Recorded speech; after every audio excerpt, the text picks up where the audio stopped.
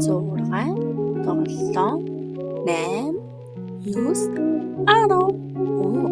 Энд нийт 10 майл байна шүү дээ. Бүгдээрээ багштайгаа зөв хэлсэн байна уу?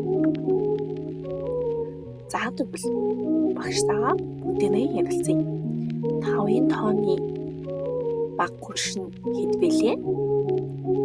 4. Их хурш нь 6. Маш сайн. 4-ийн тооны бага хурш нь 3. Их хурш нь 5.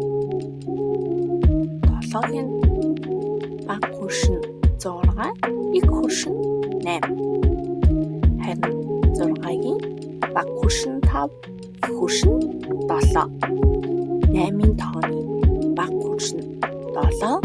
Их хурш нь 9. 3-ийн тооны бага хурш нь 2. Их хурш нь 4.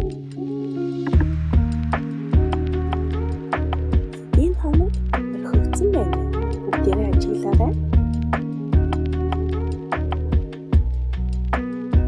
Хамтдаа дэс дараагаар тоолцгоё. 1 2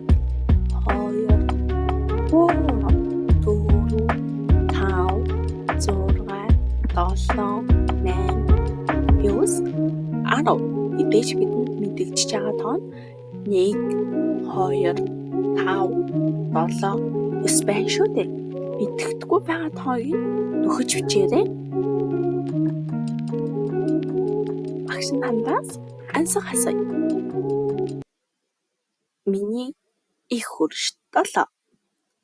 Харин бага хурш маань 5 бол би хэдий 5 вэ? Бүгдээрээ сайн бодоорой.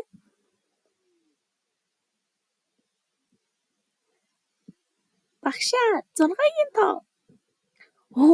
Ямар мундаг хүүхдүүд вэ? Дараах дасгалуудыг хийж гүйцэтгээрэй.